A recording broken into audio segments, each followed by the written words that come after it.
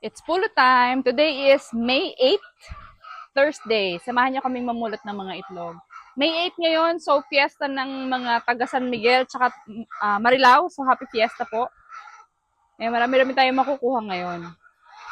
Lalagyan natin sa ating handy-dandy basket. Nung isang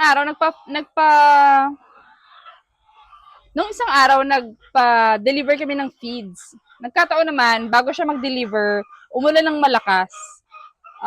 Not to mention yung tuloy-tuloy na pag-ulan ng mga nakaraang araw sa tuwing hapon. So, lumambot yung lupa. Ang nangyari, yung truck na nag-deliver sa amin ng feeds, na-stuck.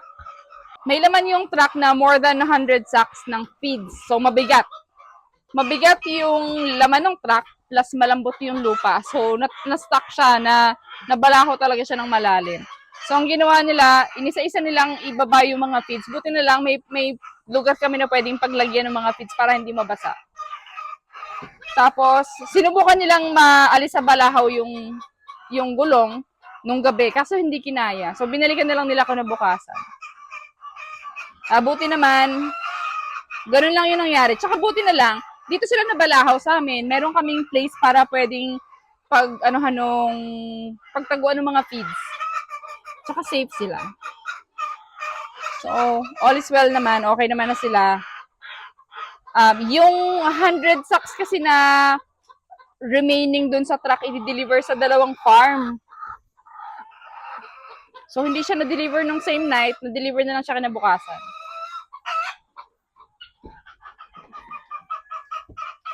Yung supplier kasi ng feeds namin, marami na siyang dinideliveran na sinusupply ng mga farms.